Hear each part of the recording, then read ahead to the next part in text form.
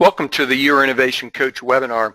Today's topic is business model innovation, and I want to start with a question, and that's, if you think about your business, what's your primary focus? If you think about what your focus is every morning when you come into the office, I would contend that in general, in my experience, we tend to focus primarily on our products, existing products, issues with production on our existing products, new product development is illustrated here, and the processes associated with both manufacturing as well as new product development. That's really what we tend to focus on day in and day out. But I would challenge you that if you really understand why your customers buy your product, you might be surprised that it may not be for reasons that you envision. We tend to focus so much internally on our products, and I think in my experience we tend to forget exactly why customers, or understand exactly why customers may purchase our product. And that really transitions well into the topic today, and that's the business model. And the definition of a business model is it really describes the entire rationale for how your organization creates, delivers, and captures value.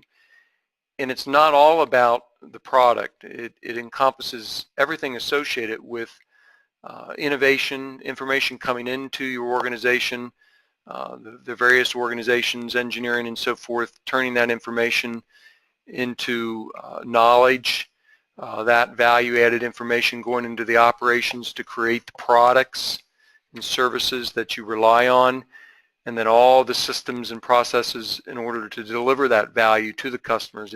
That includes, for instance, the distribution chain, the marketing, sales operation. Of course, the customers then vote with their dollars, so to speak, generate the revenue that pays for all the operations, allows you to reinvest in new product development and innovation, and then hopefully generates a net income. So that's really, all of these processes associated with creating that net income is the essence of the business model. And so the point that I want to make here is that the business model, if you think about it, really can be an innovation opportunity. So first, the business model is the key to creating that value and achieving your long-term financial goals. And the question is, do you completely understand your business model and your competitors' business models? And then finally, are there opportunities to innovate around the business model and create more sustainable competitive advantage? And the point here is that innovation is more than just product innovation. Thinking through your business model, understanding it, looking for opportunities is key to creating customer value and meeting your long-term financial goals. And the bottom line is, if you look around and start thinking about what's happening all around you, much of the innovation that we talk about today is really business model innovation. It has nothing to do with product innovation per se.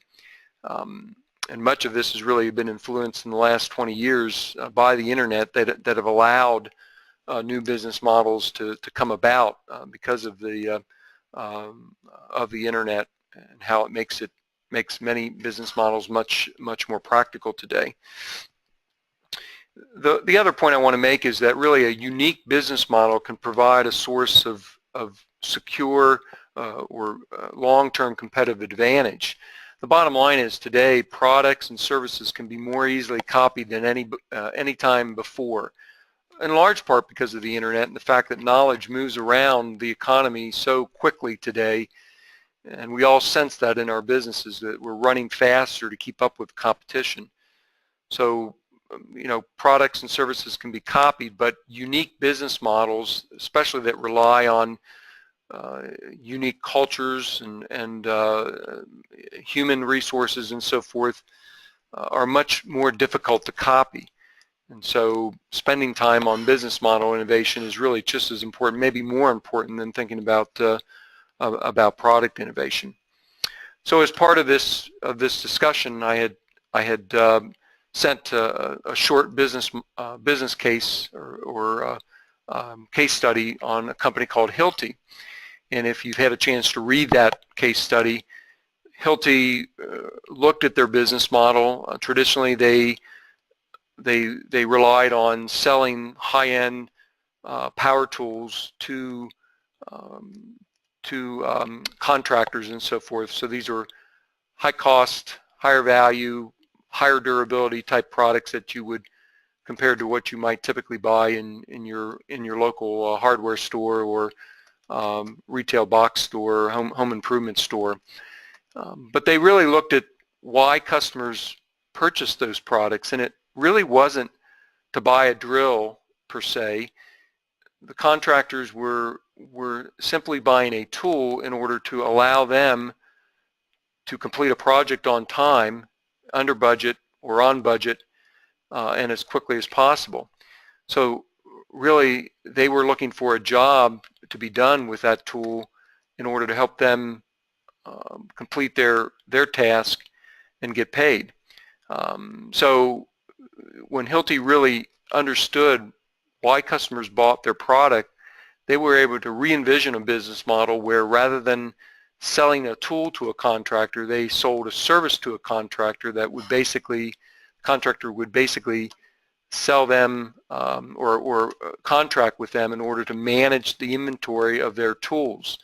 So now they no longer really manage that. They basically were paying for a service in order for Hilti to make sure that they always had the tools that they needed when they needed them in order to complete their contract. So it was just a different way to look at what the customer valued and how to change their business model in order to capture that value more effectively.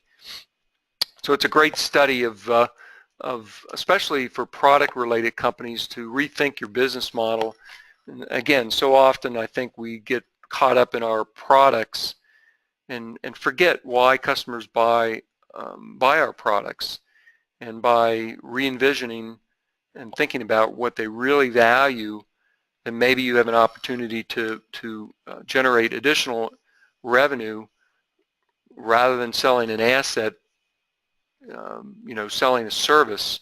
And so a lot of product-related type companies traditionally that have produced manufactured products can fall into this trap of thinking too much about their product and not enough about why customers actually buy their product. So if you accept my case that business model innovation is very important, then this tool that I'm going to introduce you to, the Business Model Canvas, is an effective way to look at your business model as well as competitors' business models and start having a way to envision how you might change that business model. Here is the source for you. It's a wonderful resource. I would encourage you to obtain this book and another publication that I'll refer to here in a minute. And it's a tool that I use with clients, and it's a very engaging tool, as you'll see in a minute here. The Business Model Canvas basically consists of 9 building blocks that cover a variety of different aspects of how your company delivers value to your customer. And again, as part of the preparation for this webinar, I had sent out a review of these 9 building blocks that will save you a lot of time rather than having to necessarily read the book. You can use this this cheat sheet, so to speak, to help guide the discussion. The way this product is typically used, or this tool is typically used, is you can print out the business model canvas in a large format, put it up on the wall, and then use it as a team activity to go through these 9 different building blocks and understand your existing business model, and as a way to discuss how you might change your business model. I think part of the value here is doing this in a team-based context where you can get a small group of people together from various functions within the organization, leverage all that knowledge, leverage those different perspectives, and really think through the aspects of your existing business model, your competitors' business models, and envisioning new types of business models.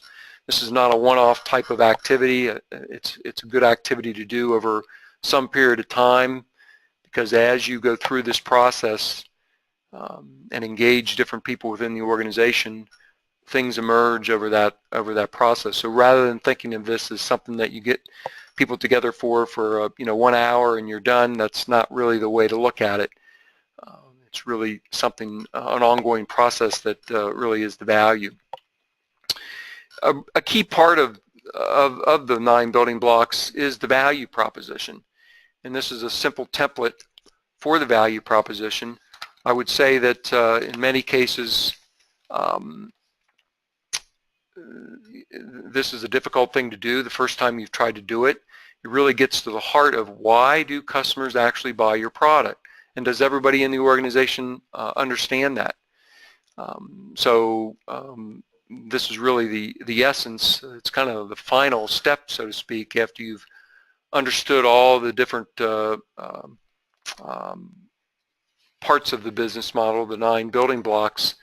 This 9th one, the value proposition, really is the outcome of that in terms of really how can you succinctly describe why customers purchase your products.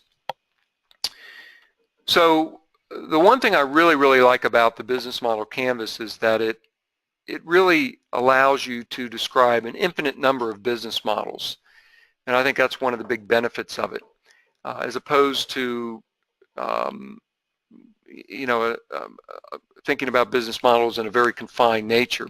Having said that, though, there are, I think, some common business models that exist out there, and the 3 that I've mentioned here are really kind of the upper level, more common type of 3 categories. One are customer relationship businesses. These are businesses like attorneys and accountants and so forth, where the business model really is built around the relationship, the one-on-one relationship with the customer. Then there are product innovation businesses. These are mostly manufacturing type companies. And then there are infrastructure businesses such as credit card processing companies or telephone networks or internet suppliers and so on and so forth. Then there are other types of business models that are really kind of subsets of those. One is what's called the long tail, and this is where a business has a large number of niche products. And to a large degree, the internet has allowed this to proliferate. So if you think of the book publishing business, Amazon Books, for instance, that business model was never really possible before the internet. Now you can have a large number of very low volume niche products and still make money. So that's an aspect really that's been supported by the internet. Then there are what are called multi-sided platforms. This is where your business serves 2 interdependent groups of customers. For instance, credit card processing businesses is an example of this. Then free as a business model. This is where one substantial customer benefits at no charge.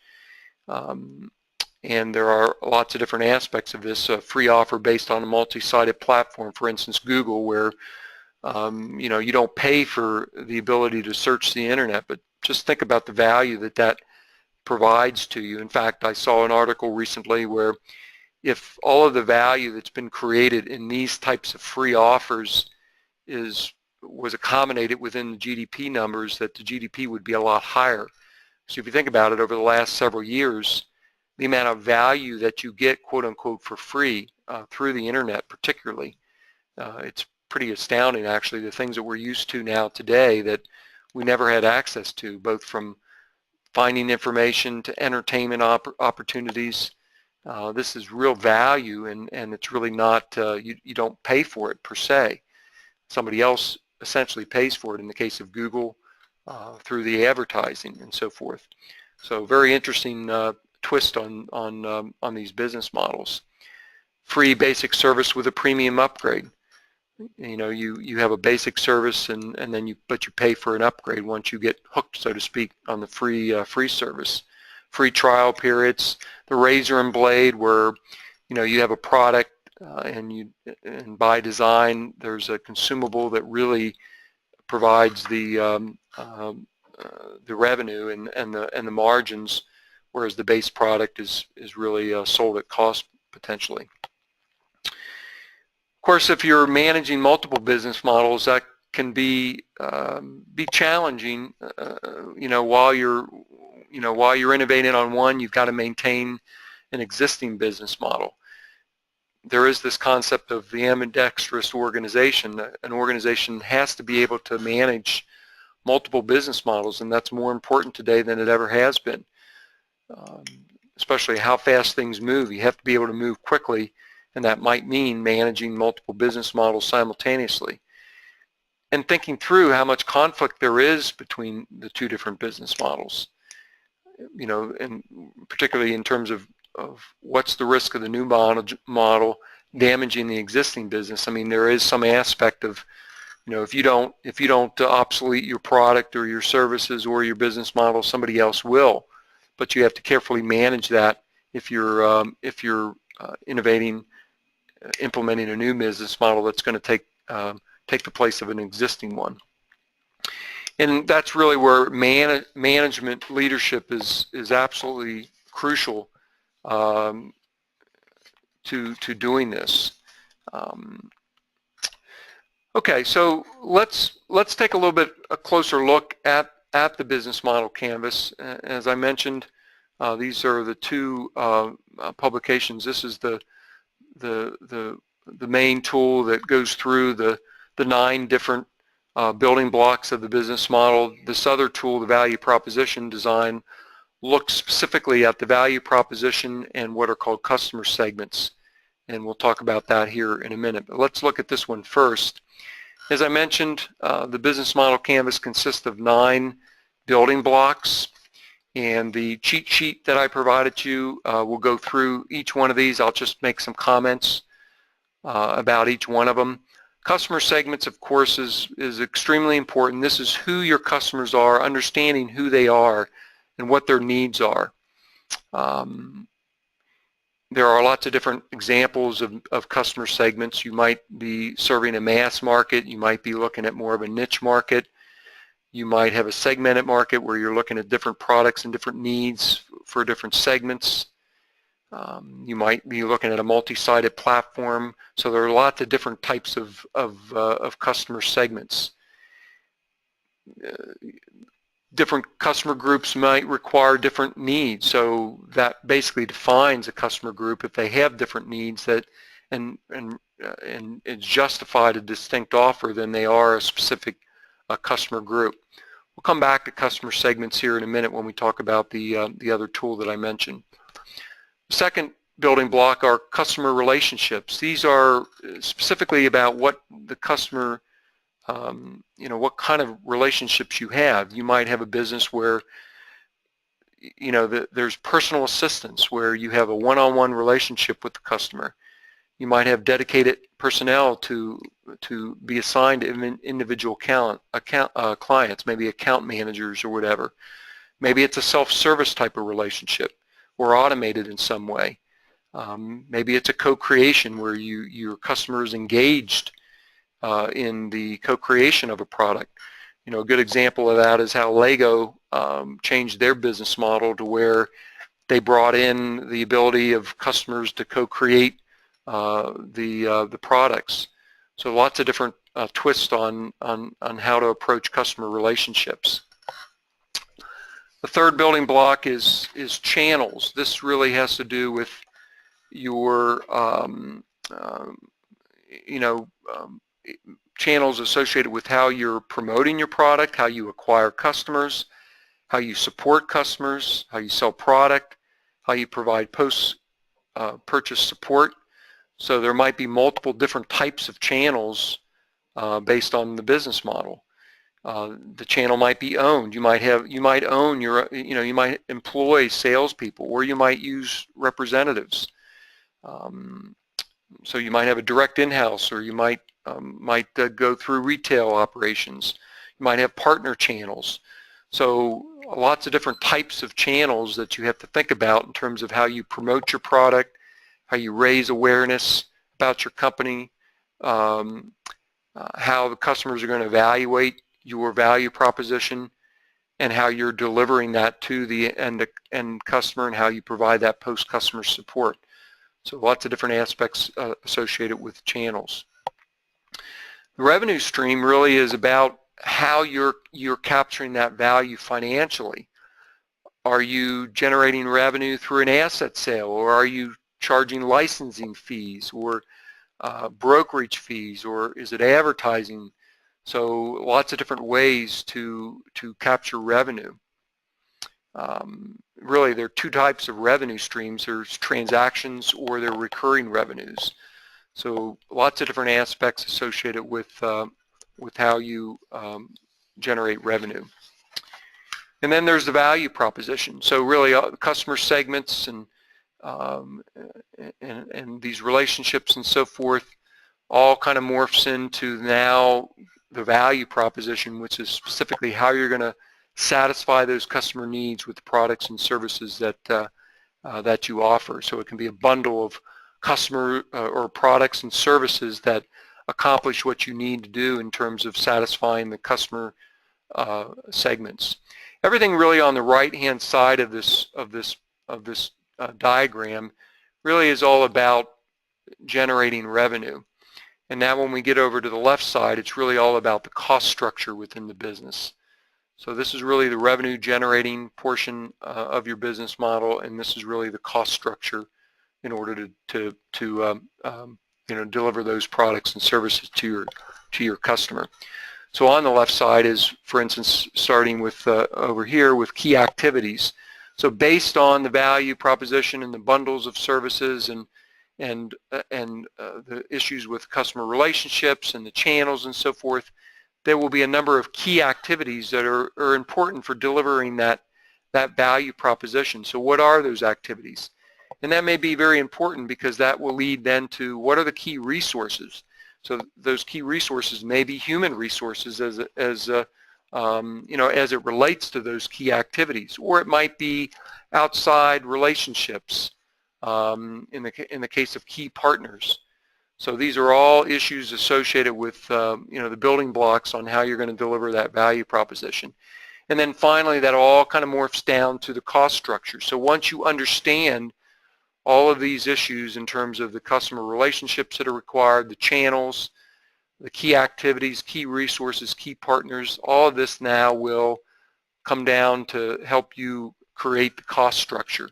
So it's really at this point now that you can start financially modeling. So part of that cost structure will allow you to model the financial business case for this specific business model.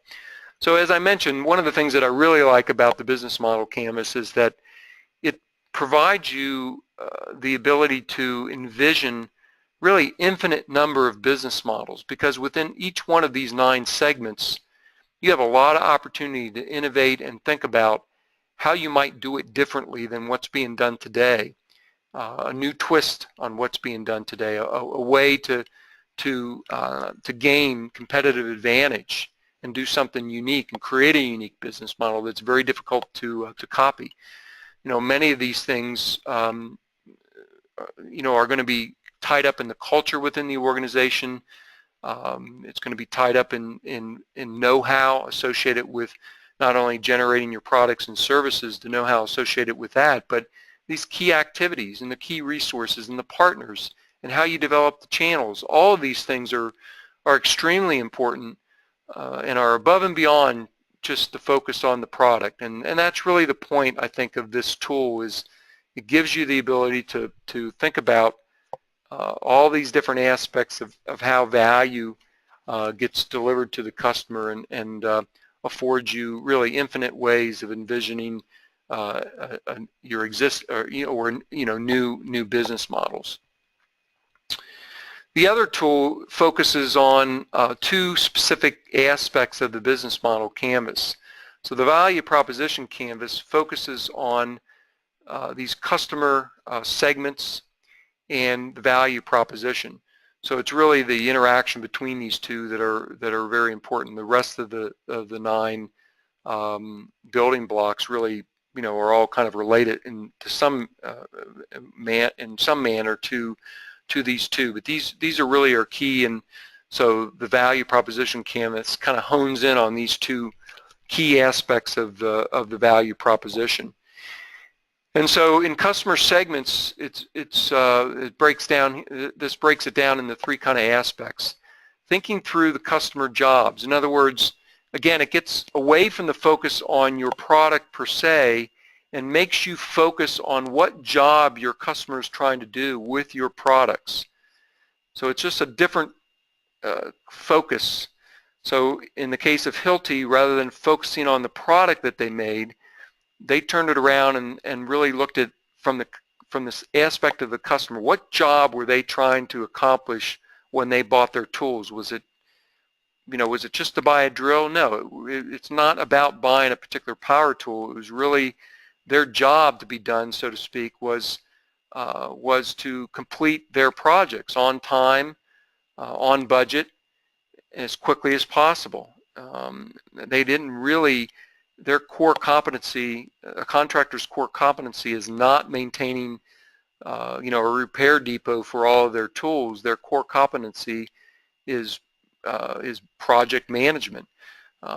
So when Hilti realized that that's their job to be done, then it opened up other possibilities. So that's a key aspect today of understanding how to segment your customers. You can segment them a lot of different ways, but customer jobs is certainly an important aspect. So that's the focus here. And as you think about that, the other aspect of thinking about that particular customer segment, and by the way, you can do this for each key customer segment, and you might have multiple customer segments, and they might have different jobs. If you're selling through distributors, that's a specific customer segment, and what they're trying to accomplish might actually be a little different than what your end user is trying to accomplish. So this is an exercise that you can go through with each of the primary customer segments within your market.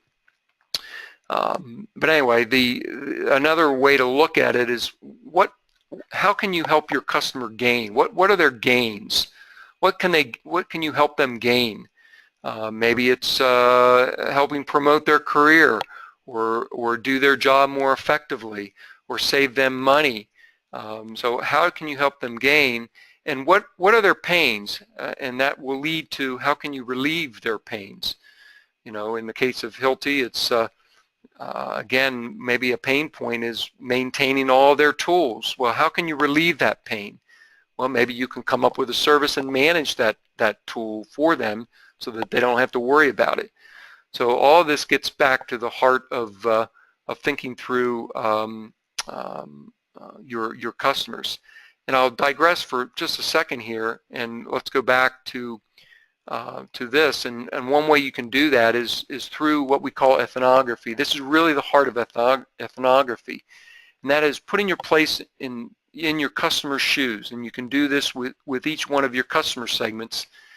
Again, you can come up with an avatar for that particular customer. It's great if you have a name and maybe a face to put to this particular customer segment, and try to put yourself in their shoes and think about what they see, what's their environment, who are their friends, how do they view the market, what do they think and feel, what really counts to them, what are their major preoccupations, what do they worry about, what do they aspire to, what do they hear, what do their friends say, what does their boss say to them, who are their influencers and what do they say to them, what do they say and do, what's their attitude in public, maybe their appearance and how they behave towards others. So this is really about understanding what makes your customer tick, trying to put yourself in their place. What are their pains? What do they fear? What are their frustrations? What obstacles do they have? And what do they gain? What are their wants and needs? How do they measure success? What are their obstacles? So this is really the heart of thinking about your customers, and it goes to the heart of this value proposition canvas, and thinking through the things that we just talked about here. So now, once you've really understanding your customers, then you can start thinking about the actual products and services, and this will really influence how you define your new products. So it's really, almost part and parcel to the first step in defining new products, obviously, is understanding what your customer needs are, and that's going to influence the suite of products and services that will be part of your value proposition. And then, of course, that has to be related to how you can create gains for your customers and how you can relieve pain. So all this ties together really, and as a really nice template, to actually help you define new products and services. So really, out of this whole exercise is a much more effective way to get to the point where now you can really start honing in on product definition. And in fact, that will be one of the future webinars. Will be talking about product definition, and this whole exercise will play a key part in that. Okay, so let's go back to the presentation. So we talked about the ethnography, and really when it gets to thinking about customer segments and the value proposition, and it really does relate to this concept of industry and market segmentation, thinking about how you segment your industry, and that really will inform you on what the key customer segments are, and then of course thinking through the product varieties and thinking through the product or the value proposition. So this is all related to industry and market segmentation. Okay, so in summary, your business model really is just as important, if not more important, than your product. So you really need to spend as much time thinking about your business model as you do about your product. And the second point here is that products today can be copied very easily, but unique business models can provide really substantial competitive advantage because they're not as easy to copy as your products and your services. The business model and the value proposition canvas are really excellent tools that will help you understand in a very engaging way that you can, a team building exercise, something that you can engage throughout your organization. It helps you understand your current business model, helps you understand your competitor's model, and then start to envision new opportunities. And I think, as I mentioned, I think it's important that you look at this as a process. It's not something that you sit down in one day. It could be a good activity for an off-site meeting that gets people away from the office and focus on this type of activity. So it's a really nice tool, and hopefully you share my my passion for this type of tool to help you think through your business model and new opportunities for your business model. And it can be really a fun and engaging way to leverage the knowledge within the organization. Okay, so I want to thank you for attending the webinar today, and I look forward to your participation in future webinars.